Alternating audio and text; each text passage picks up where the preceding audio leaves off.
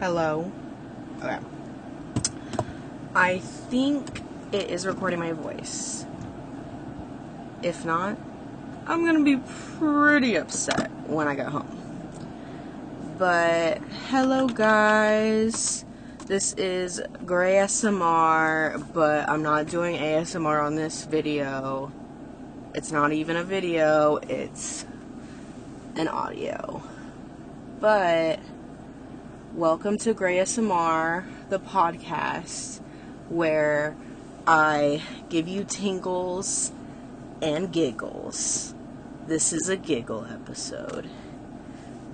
I'm your host, Gray, and we're about to drive home. It is a 30-minute drive back home from my partner's house this evening. And you guys have the pleasure of coming with me. Coming with me? Sorry. Anyways, so me and my partner had a lovely evening. Today we just watched the Heartstopper Forever movie. Almost cried about 5 times. And let me just say, that shit is so good. Like, I eat it up. And I don't understand how people make fun of Heartstopper and think it's cringe. Like, when I was a gay-bee, for all the straights, gay baby, I cried and cried to Heartstopper. Like, it meant so much to me. And I was obsessed with it. Like, I would read the comics. I collected all of them, like the ones that were out at the time. And I just loved the friend group so much. Like, I dreamed of having a friend group like that, where we all just loved each other so much, and we're all so queer and beautiful and, like, never judged each other.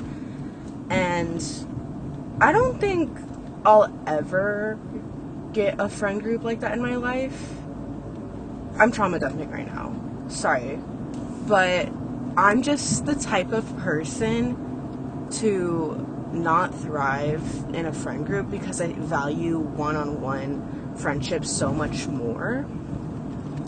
Like, in a friend group, I feel like I can't appreciate each friend individually, and so I feel like people get left out, and then I get upset because I don't want anyone to get left out. And then if I'm too focused on including everyone, then I feel left out, and it's just like a weird thing.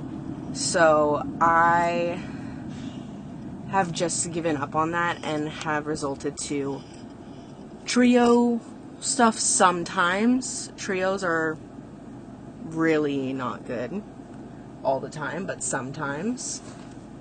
Or individually hanging out with my friends, or throwing big parties with all of my friends from all walks of my life every year, like annually, maybe twice a year if it's crazy, if there's like multiple special events. But yeah, that was a bit sidetracked. But when I was a gay bee, I wanted a friendship like that so much. A friend group, not a friendship, a friend group. I wanted a friend group like that so much. What Charlie had, I was so jealous. And I just love all the characters. Like, each one is just a different identity being represented. And honestly, I have been through another trauma dump. Here we go. Second trauma dump of the podcast. It has been not even 10 minutes. It has been 3 minutes, I think. Let me check the timer. It's been not even 5 minutes. It's 4.5 minutes right now in the recording. So, I don't know what's up with me tonight. But, yeah. But I literally forgot what I was saying. I think this podcast is going to make me realize how bad my ADHD is, because I get sidetracked so easily. Okay, I was talking about friend group. It was so good. And each character, each identity is represented so well. Oh, I was gonna talk about how I have kind of resonated with each character in my life.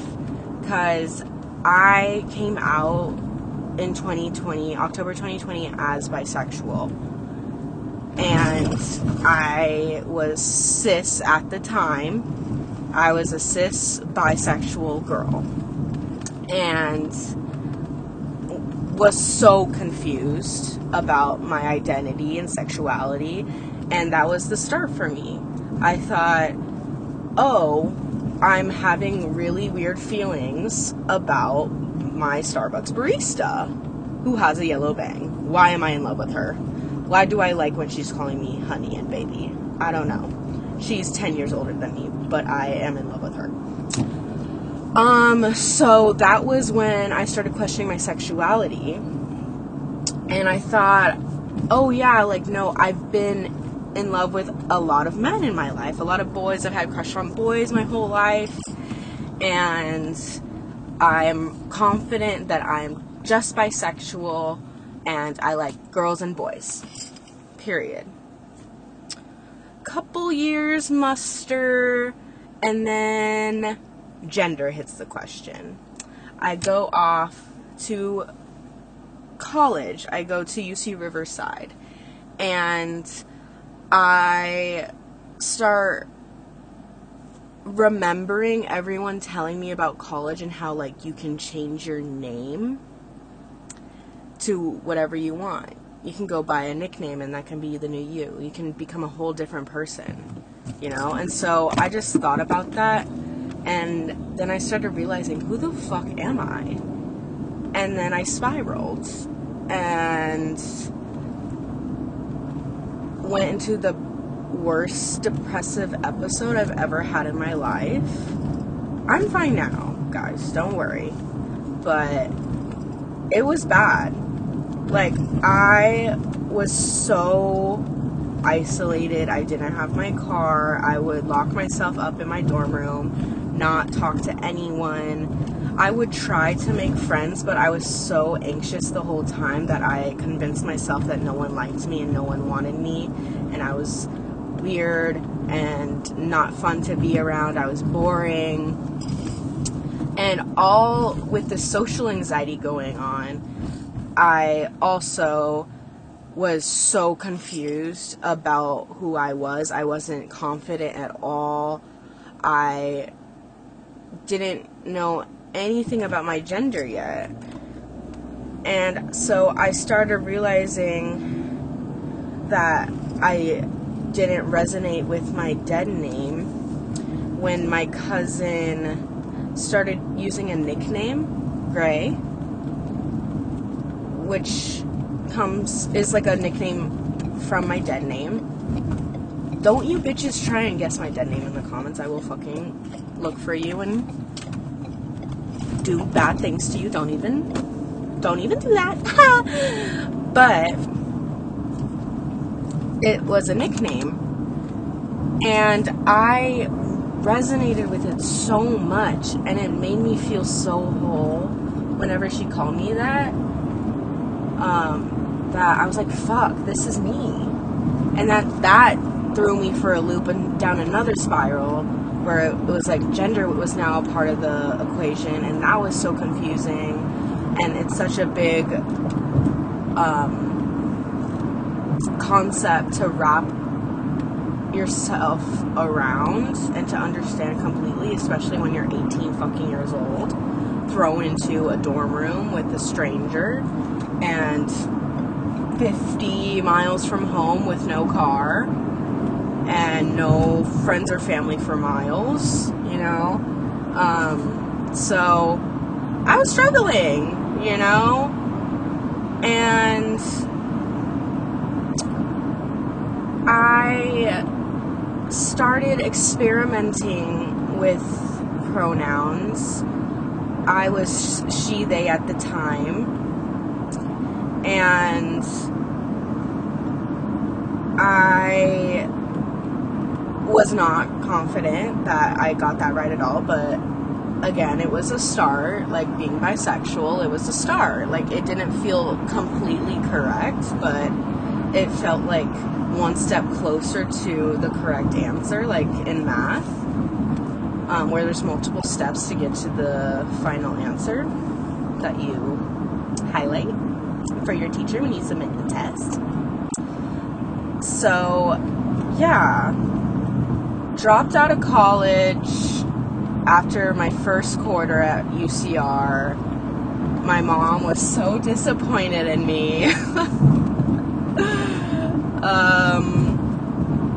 But I needed to put my mental health first, because I was not okay at all. And so I went to community college. I was at home, focused on myself, and I did a lot of good work with myself in those 2 years. I really did. Figured out that I was non-binary in those 2 years, which was big.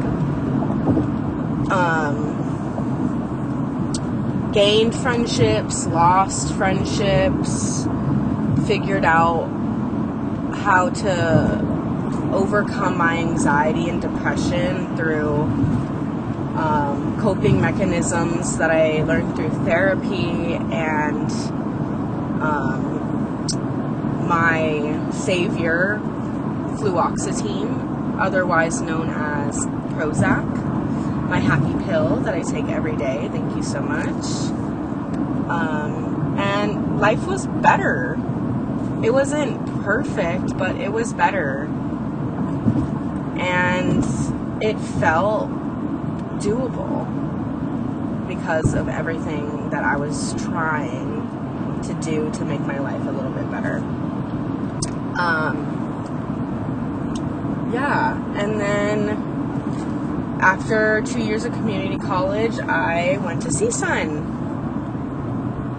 and figured out I was a lesbian, and everything felt right.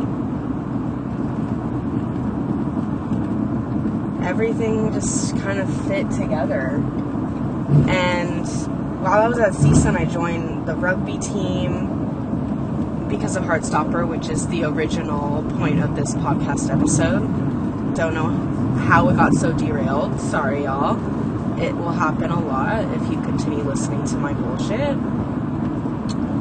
But yeah, no, I found the rugby community. I found the lesbian community, and I feel so in touch with my gender that I don't even need to explain it to everyone, or anyone actually, because I understand it, and my partner understands it, and my closest friends understand it. My family may never understand it, but that's okay. They still love me, and that's all I need. You know, I am confident that I am a non-binary lesbian. Extremely. And even if it changes down the line, that's okay too, because sexuality and gender are fluid, and they're meant to evolve. You know? It's not that you are wrong, or I am wrong right now that I am not non-binary and lesbian, and later down the line I'm actually bisexual and a trans man, you know? Like, it's not that I was ever wrong. Like when I was bi and cis, I wasn't wrong. It's just I evolved, you know? Even though I do feel like I have always been non-binary and a lesbian, if down the line it changes, it's not that I'm wrong. It just, this feels right in this moment in my life, and I am doing what makes my body and my heart feel right. So, back to Heartstopper, after that little spiel about my whole life story and figuring out my identity when it comes to sexuality and gender and overcoming my mental illnesses. This show / series meant so much to me while I was at my lowest. Like, I remember when it first came out and I was this bi girl, didn't know anything about myself. I loved Nick's character.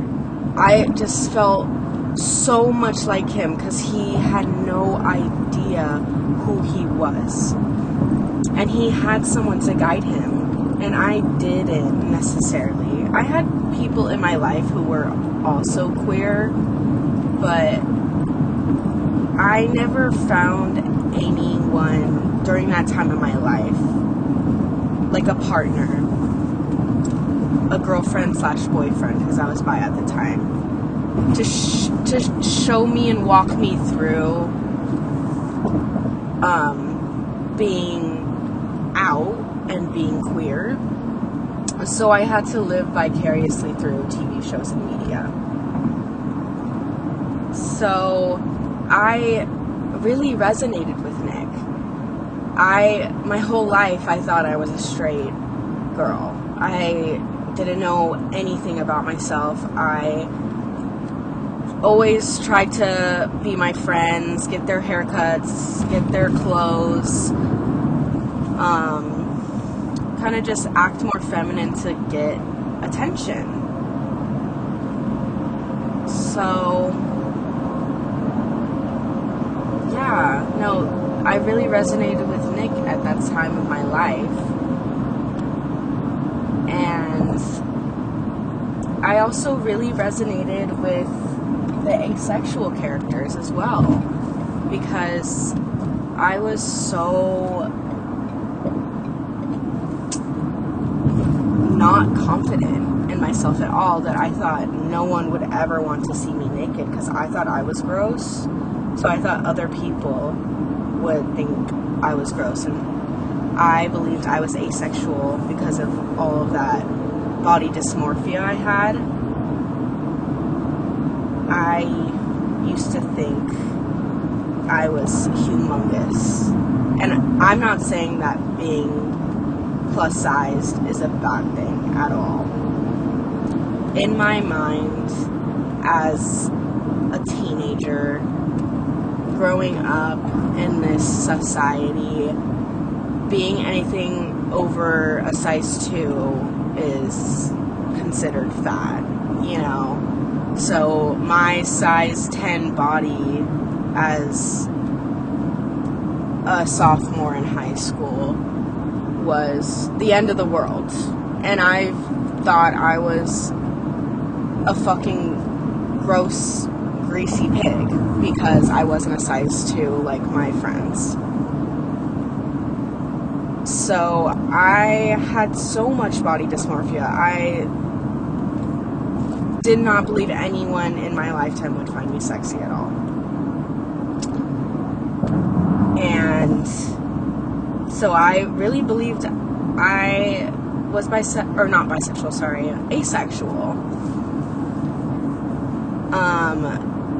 Now I love myself and I'm confident and I believe I'm sexy, and other people think I'm sexy too. Like, my partner fucking loves me and tells me I'm sexy all the time, as they should, you know.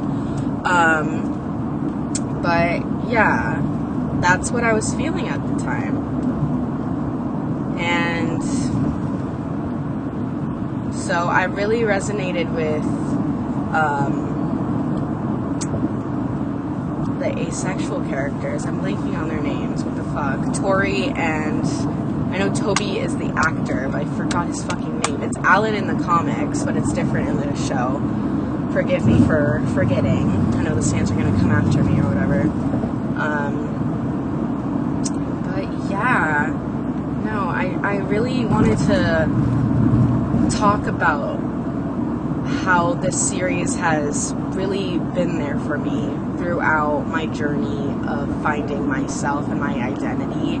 And I honestly wasn't gonna watch the movie that just came out because I thought like, oh, like it's cringe. Like I knew I loved it back then, but that's because like I was a gay-bee and I'm not anymore, so it's gonna be shit. It's not gonna like be good. But I watched it, and the feelings of I reverted back to like my gay-bee self, and like it just meant so much to me again. And shit, like I love it so much. And I'm so glad that that form of media is out today for all the young queer kids that are growing up in this awful fucking society. Fuck, there's a cop.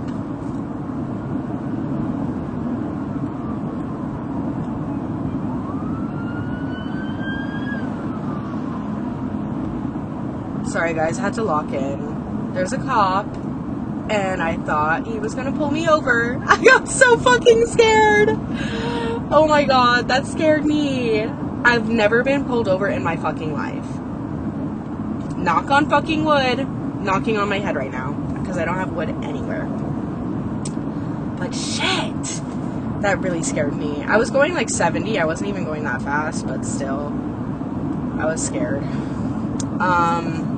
Okay, I need to wrap this up. We have 10 minutes until I'm home, and I'm not going to continue after 30 minutes. 30 minutes is enough for my first episode. I don't think I'm going to really edit it. I misspoke a couple times, it's fine. Anyways, let's continue. Heartstopper. Stop getting sidetracked, right? Yeah, no, I watched the movie, was so pleasantly surprised. I mean, it was based off the novellas,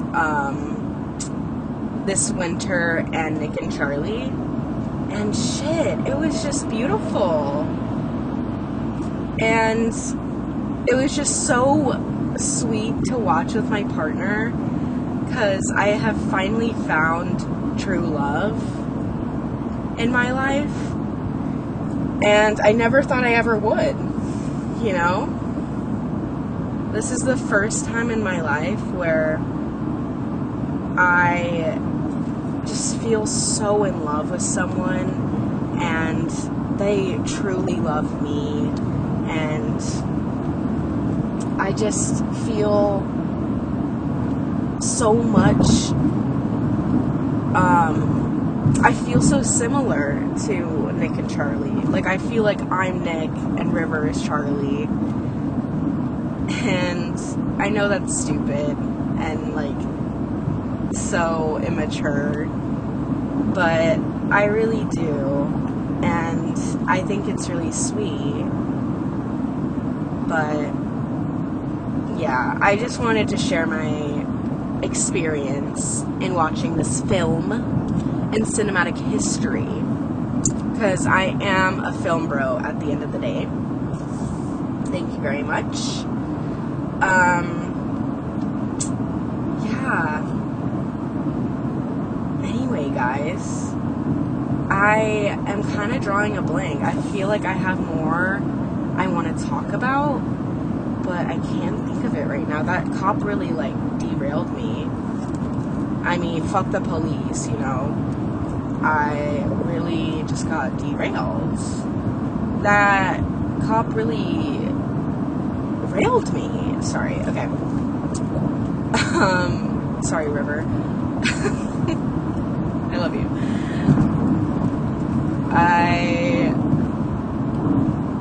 Okay. Let's talk about what I'm going to do when I get home, because this will be helpful for my ADHD brain. I am going to get home. I am going to put my creamer that I bought today in the fridge so it doesn't go bad for my coffee tomorrow morning, because I need more creamer. And then I am going to put on Heartstopper Season 1, and we're going to binge that shit. and I'm gonna try to clean my room a little bit because my room is a fucking mess and I need to organize my life. So we're doing little bits at a time, y'all. Little bits at a time, because she is in fucking insane. Like, I need to declutter, I need to spring clean, and it's in the fucking summer. Like, I've been needing to spring clean for 5 years now. So, I got a lot to catch up on.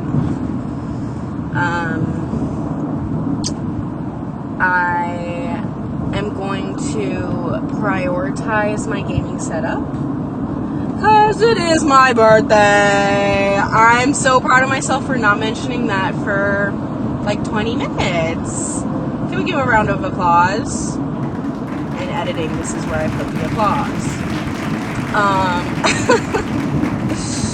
You're welcome, editing Brian. But yeah, no, it is almost Leo season, y'all. Watch out. I am gonna come for you. It is my birthday soon, so I do want to kind of get some fun new things for my gamer setup. And today I just got a mystery box of the Sanrio Razor collab keycaps. And I got the My Melody one, and that's the one I wanted, so I was very excited about it. Literally squealed when I opened it. My partner can attest. But I'm gonna put that on my keyboard and just kind of set up my desk, clear it off because there's a bunch of junk on it right now, and clean up around my room too. Put my donation bags in my car so I can maybe drop them off after work tomorrow.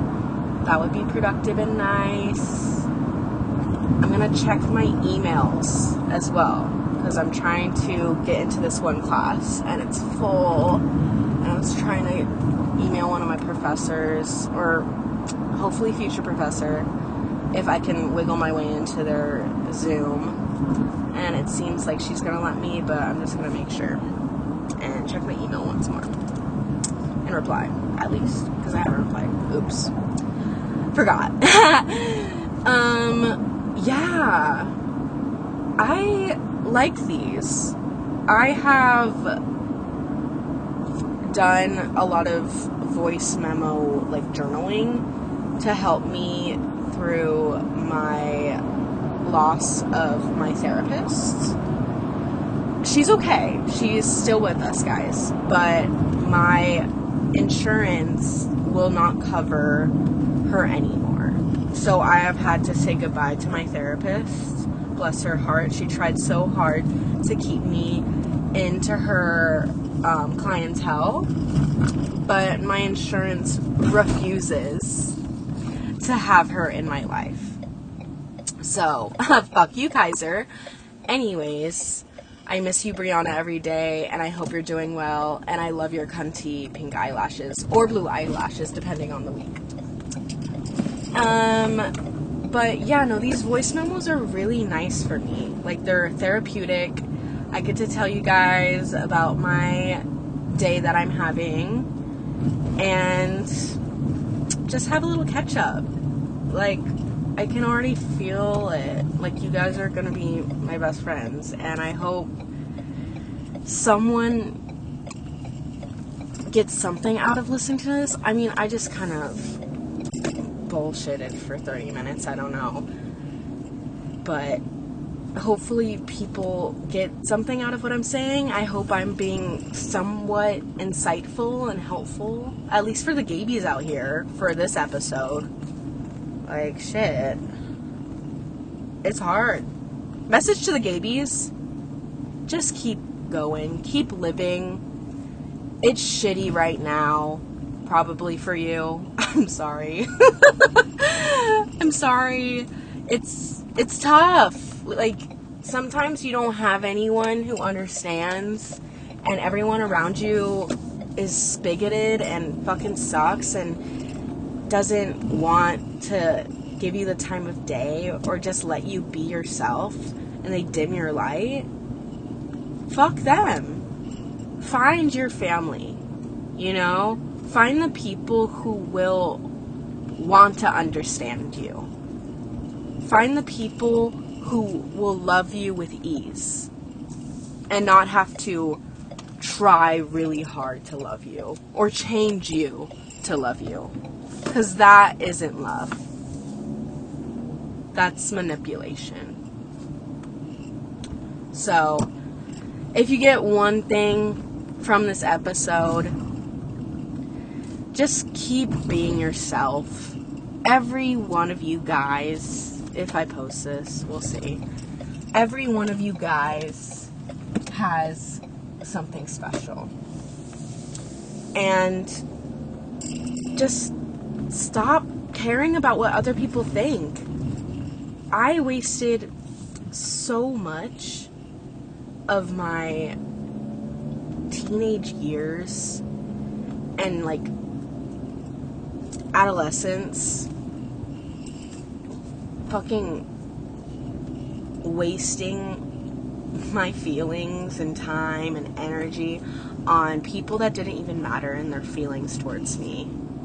Making up bullshit scenarios in my head about how I am gross, I stink, I'm fat, I'm ugly, I'm boring, I suck, whatever. I'm dumb, da-da-da-da. Those are all untrue. All of it. That's all untrue.